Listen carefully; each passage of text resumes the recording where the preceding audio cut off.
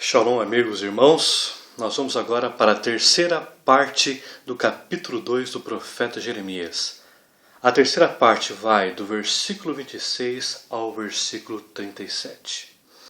Essa terceira parte trata do futuro sobre Judá. A segunda parte falou do presente, como estava a situação de Judá. E a terceira parte trata do futuro de Judá.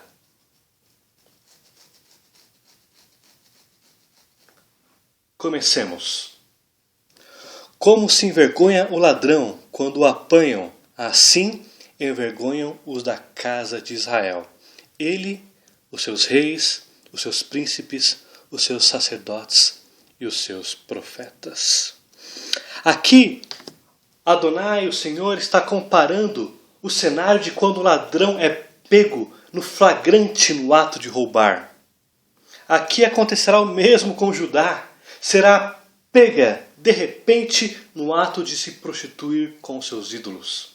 E assim se envergonharão os reis, os líderes do governo, os líderes religiosos e os profetas, os falsos profetas. Então eles todos, tanto o governo quanto os religiosos, se envergonharão porque foram pegos no flagrante, num ato de idolatria e prostituição espiritual. Eles se envergonhariam porque não teriam condições de se esconder ou ocultar as suas práticas. Versículo 27. Que dizem ao pau, tu és meu pai, e à pedra, tu me geraste, pois viraram as costas e não o rosto, mas em vindo a angústia, dizem, levanta-te e livra-nos. Aqui está dizendo da idolatria. O pau era os postes de madeira que costumavam ficar nos altos, nos montes, onde eram praticado o culto cananita, onde lá eles faziam rituais de incenso, de cortar os seus corpos na prática de idolatria, ou onde se fazia culto com orgias sexuais. E ali também está dizendo nesse versículo que aqui a pedra, ou seja, tanto refere-se aos postes ídolos, que eram ídolos feitos de madeira ou de pedra, e onde se colocavam nos postes ídolos, ou também representa o tipo do material que os ídolos eram feitos por mãos de homens. E aqui está dizendo, vocês chamaram a esses ídolos de pai. E a pedra, eles disseram que eles foram criados, eles nasceram pela pedra. Olha que situação que ficou depravada, Judá. E depois, no final do versículo 27, eles dizem, levanta-te e livra-nos. Então, quando eles precisavam de ajuda, aí sim, eles clamavam a Jeová Tsabaoth, Adonai. Então, eles adoravam, se prostituíam, se corrompiam, praticavam corrupção, massacravam os pobres, matavam os inocentes, praticavam orgias, se casavam, mulheres com mulheres, homens com homens, pais com filhos, praticavam orgias sexuais com prostitutas, e depois eles, quando se entravam em momentos onde haveria invasões estrangeiras militares, ou onde havia seca, ou onde havia necessidade de comida, aí eles clamavam ao Deus Jeová Tsabaoth. Aí eles dizem aqui, levanta-te e livra-nos. Então na angústia eles pediam a Deus, mas no dia a dia buscavam os deuses feitos por mãos de homens, os deuses cananitas, que tinham seus ídolos nos montes.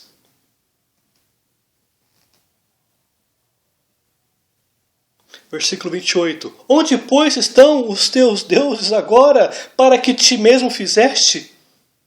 Para que se levantem, eles que se levantem, se te podem livrar no tempo da tua angústia, porque os teus deuses, ó Judá, são tantos como as tuas cidades. Eu vou ler este mesmo versículo na Bíblia de David Stern. Onde estão os seus deuses que fizeram para si? Onde estão os deuses que vocês fizeram para si? Que eles se levantem, caso os possam salvar quando os problemas surgirem. E Judá, você possui tantos deuses quanto as suas cidades. A situação era tão crítica que havia tantos deuses quanto havia em Judá.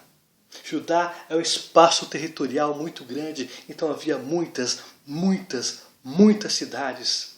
E nessas muitas cidades também havia muitos e muitos deuses de pau e de pedra, de madeira e de pedra.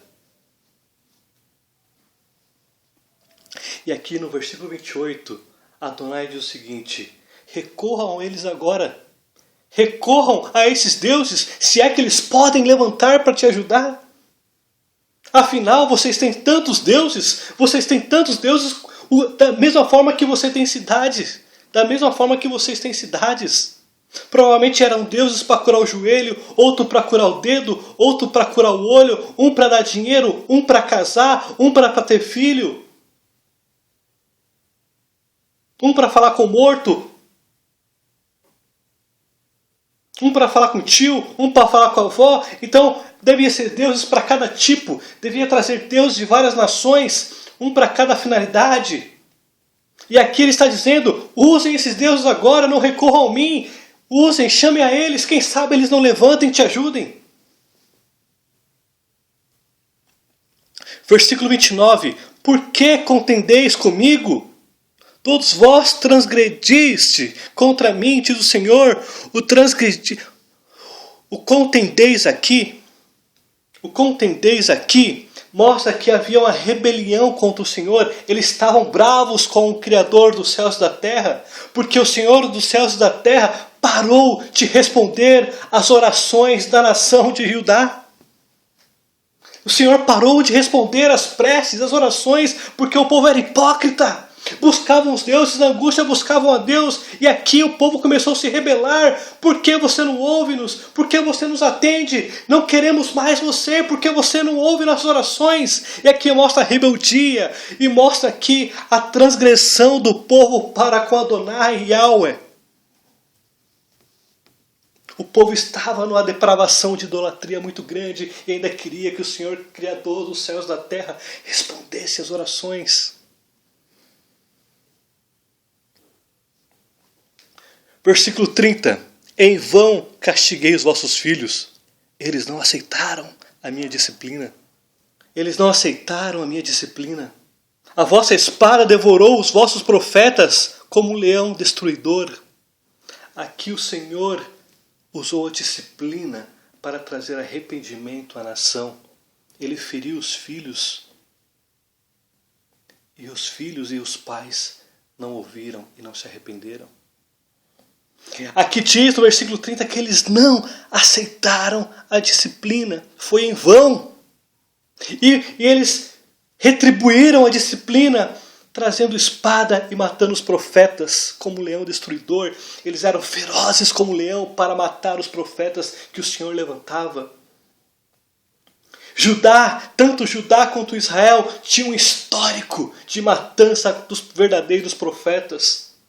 Eles massacravam, furavam, torturavam, deixavam eles passar sede, fome, nudez, perigo, espada. Porque eles se levantavam eles se levantavam contra as heresias, a apostasia, as práticas sexuais, as práticas de corrupção, abuso de poder, sacerdotes, os líderes religiosos dentro de adultério, prostituição, corrupção, idolatria. E assim o povo matava.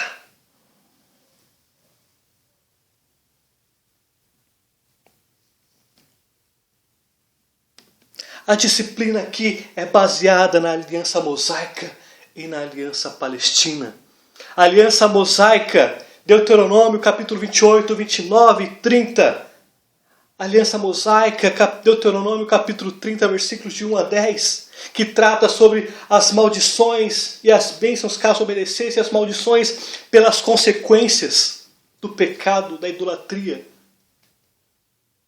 A aliança palestina, tanto como a aliança mosaica, também fala que se houvesse desobediência por parte da nação, Deus levaria eles e espalharia os judeus pelo mundo e tiraria eles de Jerusalém, de Judá, e espalharia eles pelas nações. Eles seriam dispersos, eles iriam para a diáspora das nações e teriam que se sujeitar as nações gentílicas com suas práticas demoníacas de idolatria. E assim foi aqui o início do cativeiro. E assim foi aqui no início do cativeiro babilônico, quando Judá tornou-se escrava na Babilônia e ali deu o início do tempo dos gentios e do tempo babilônico, que somente finalizará durante a 70ª semana de Daniel, nos 7 anos apocalípticos, onde Deus vai tirar os judeus sob o domínio dos gentios, sob o domínio da Babilônia, vai resgatar da escravidão, do pecado e da morte, vai transformá-los. Israel será restaurado e haverá uma habitação com o Deus Criador dos céus e da terra. Vamos para Provérbios, capítulo 3, versículos de 1 a 12. Que diz: Filho meu, não te esqueças dos meus ensinos, e o teu coração guarde os meus mandamentos, os mitzvots, porque eles aumentarão os teus dias e te acrescentarão anos de vida e paz. Não te desamparem a benignidade e a fidelidade, atas ao teu pescoço, escreve-as na tábua do teu coração, e acharás graça e boa compreensão diante de Yahweh e dos homens. Confia em Adonai de todo o teu coração e não te estribes nos teus próprios entendimentos. Reconhece-o em todos os teus caminhos e ele endireitará as tuas veredas. Não sejas sábio aos teus próprios olhos. Teme ao Senhor e aparta-te do mal. Será isto saúde para o teu corpo e refrigério para os teus ossos. Honra ao Senhor com os teus bens e com as primícias de toda a tua renda. E se encherão fartamente os teus celeiros e transbordarão de vinho os teus lagares. Filho meu, não rejeites a disciplina do Senhor, nem te enfades da tua repreensão, porque Adonai repreende a quem ama, assim como o filho, assim como o pai ao filho, a quem quer bem. O Rav Shaul também fala sobre esses versículos no livro de Hebreus, capítulo 12, versículo de 5 a 7, na Brit Hadashah, no Novo Testamento, que diz: E estais esquecidos da exortação de como a filhos discorre convosco.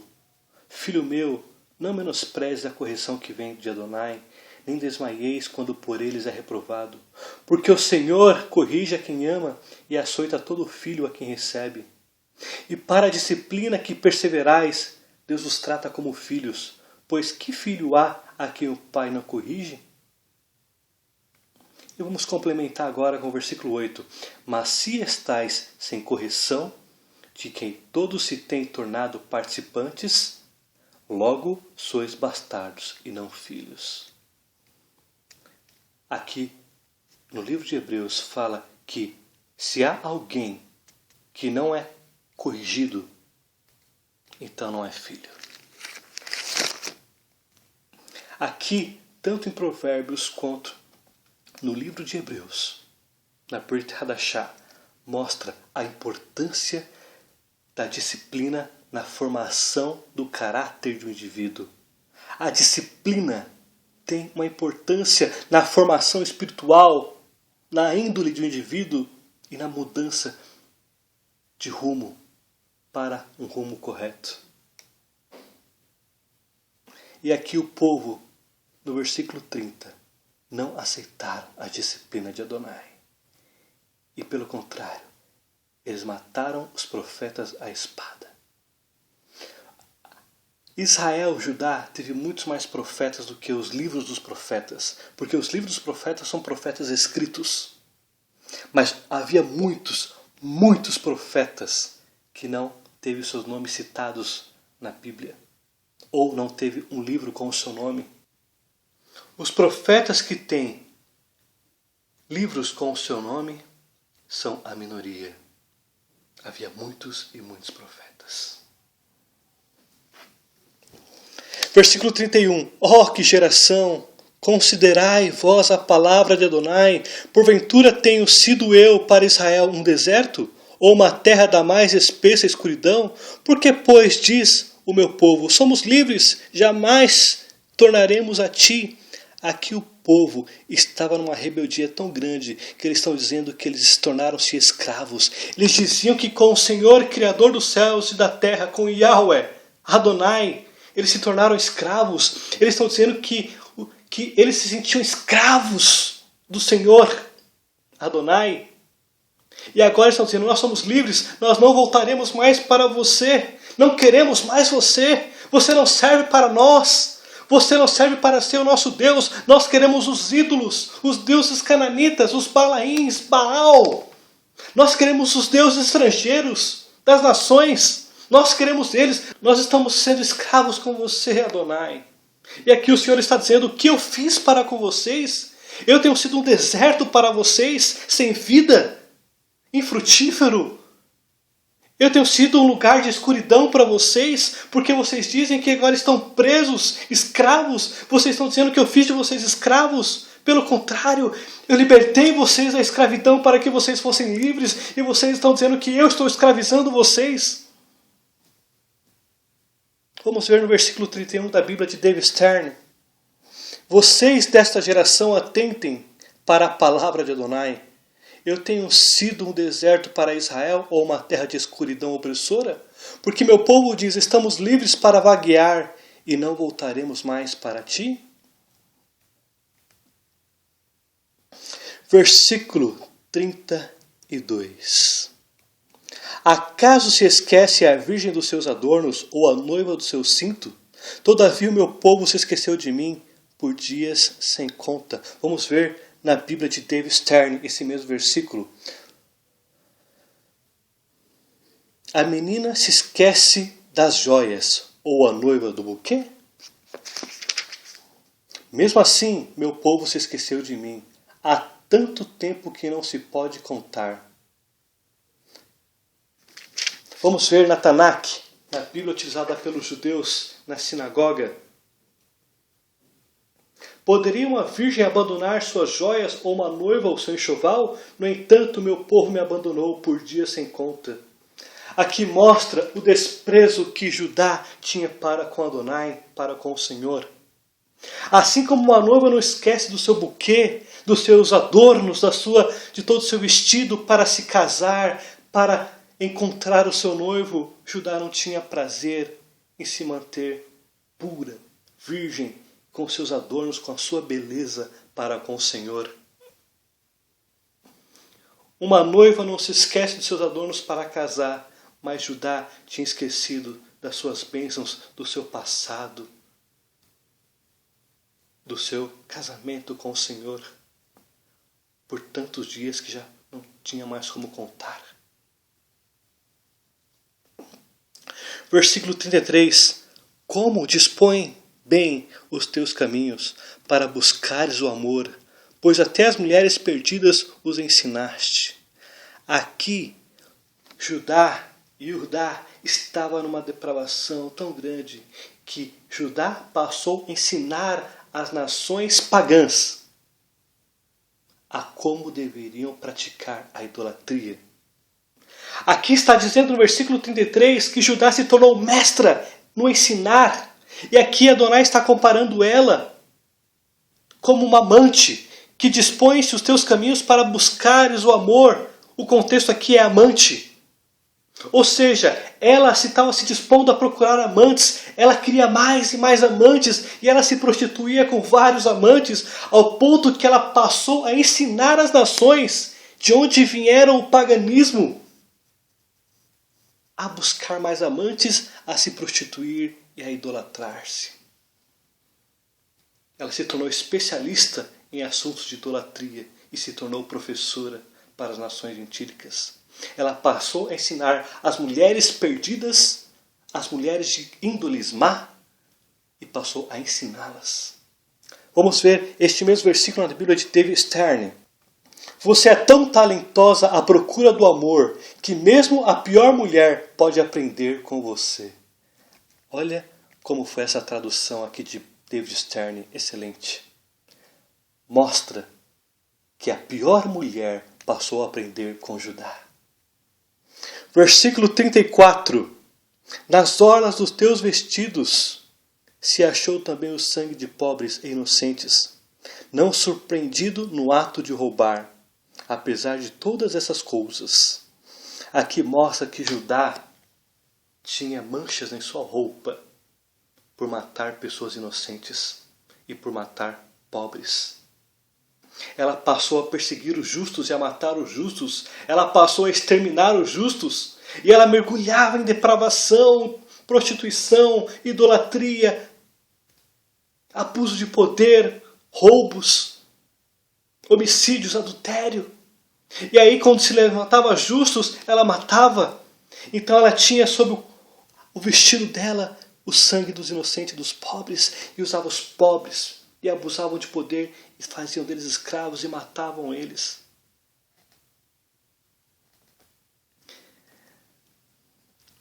E aqui diz que ela estava usando a lei, aqui ó, não surpreendidos no ato de roubar.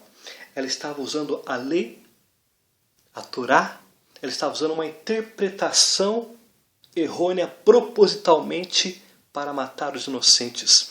Vamos para Êxodo, capítulo 22, versículos 2 e 3. A Torá diz: se alguém furtar boi ou ovelha, e ou abater ou vender por um boi, pagará 5 bois, e 4 ovelhas por uma ovelha. Se um ladrão for achado arrombando uma casa e sendo ferido morrer, quem o feriu não será culpado de sangue.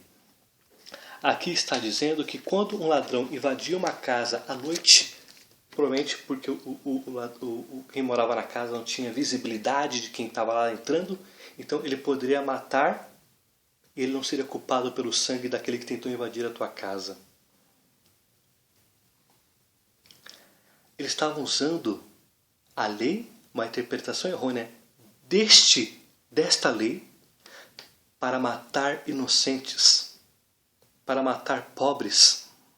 Então provavelmente eles matavam os pobres, adulteravam o cenário, criava-se uma encenação e falava: ó, eu matei este aqui porque ele tentou invadir a minha casa durante a noite. Só que na verdade aquele indivíduo não tinha feito isso. Então eles adulteravam as provas, os testemunhos, adulteravam a lei para matar.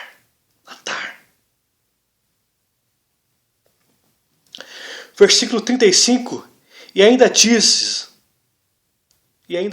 estou inocente, certamente a sua ira se desviou de mim.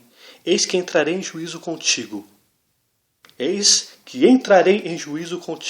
Porquanto dizes, não pequei. E ainda aqui no versículo 35, eles tinham coragem de dizer ao Senhor: olha, eu sou inocente. Então eles falavam, eles articulavam, eles mostravam inocência, como se Deus não estivesse vendo o que eles estavam fazendo, porque assim eles achavam que assim eles aplacariam a ira de Adonai. Então eles faziam toda a ensinação, mostravam as práticas e se diziam: nós somos inocentes, porque assim eles achavam que Deus não ia colocar a sua ira, o furor da sua ira sobre eles. E aqui o Senhor responde ao que eles fazem: eis que entrarei em juízo contigo, porquanto dizes, não pequei. Aqui mostra a soberba do povo. Eles diziam que não pecavam, diziam que não matavam.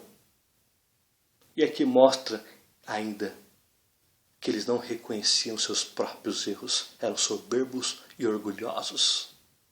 E aqui o Senhor diz: vou destruir vocês, orgulhosos, prepotentes e arrogantes, porque dizes, não pequei. Versículo 36 e 37 fala abertamente sobre a aliança que eles tentavam com o Egito. Que diz o seguinte no versículo 36: que mudar leviano é esse dos teus caminhos? Também do Egito serás envergonhada, como fostes envergonhada da Assíria. Também daquele sairás de mãos na cabeça, porque o Senhor rejeitou aqueles em que confiaste, e não terás sorte por meio deles. Olha que interessante. O Senhor desprezou o Egito e desprezou a Síria por causa da idolatria das nações gentílicas, de onde Judá, Israel se contaminou, trouxe os ídolos das nações gentílicas, que praticavam feitiçaria, prostituição, orgias, sodomia, que praticava todas as coisas depravadas. Isso eram as nações gentílicas. E Judá abriu as portas para essas práticas. E aqui o Senhor diz: eu desprezei Egito, eu desprezei a Assíria, e vocês estão buscando aliança com essas nações, o qual eu desprezei. Vocês serão envergonhados, assim como a Síria também será envergonhada.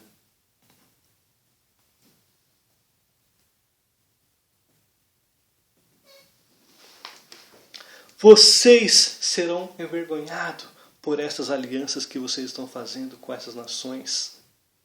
A Assíria tinha derrubado o Reino do Norte numa devastação gigantesca. Havia mortes por todos os lados, casas incendiadas, palácios, sacerdotes mortos, religiosos mortos, governos mortos, reis, pobreza, fome, nudez, perigo, espada, por causa da idolatria. A Síria devastou o reino do norte, Israel, e agora o reino do sul, Judá, estava caminhando para o mesmo fim.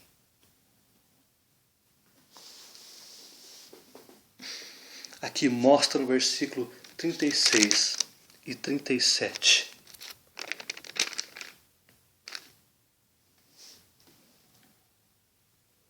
O desprezo que Adonai tinha para com Judá, para com o Egito e para com a Síria. No versículo 37 diz: também daquele sairás de mãos na cabeça, porque o Senhor rejeitou aqueles em quem confiaste, e não terás sorte por meio deles. Aqui, mãos na cabeça, significa aquele sinal de espanto quando você está aterrorizado ou assustado com determinadas coisas, quando você coloca as duas mãos sobre a cabeça e os seus cotovelos ficam pontiagudos para os lados. Então aqui o Senhor está dizendo: vocês colocarão as mãos sobre a cabeça, um sinal de assustados e aterrorizados com o Egito e com a Síria, com essas alianças que vocês fizeram. Vocês se aterrorizarão, porque eles se levantarão contra você para te matar. Esses que vocês buscam aliança, serão seus inimigos. Vamos para 2 Samuel, capítulo 13, versículo 19. Aqui mostra o ato de colocar as mãos sobre a cabeça. Então Tamar tomou cinza sobre a cabeça, rasgou a túnica talar de mangas compridas que trazia, pôs as mãos sobre a cabeça e se foi andando e clamando. Aqui mostra o desespero que Tamar estava diante do que aconteceu com ela. Aqui mostra desespero, frustração, terror. E é assim que ficaria as alianças que Judá fez com o Egito e com a Síria. Essas alianças trariam miséria. Essas alianças não trariam bênçãos, apenas maldições para o povo que desprezava o Senhor, para se juntar militarmente com as nações gentílicas pagãs. Baruch Atah Adonai Eloheinu. Amém. Acompanhe o Ministério da VAR no Facebook, na barra de localização digite Ministério da VAR e curta nossa página. Acompanhe as mensagens positivas dos profetas bíblicos e também as notícias nacionais e internacionais do ponto de vista cristão. Que Jesus, o Messias de Israel, te abençoe.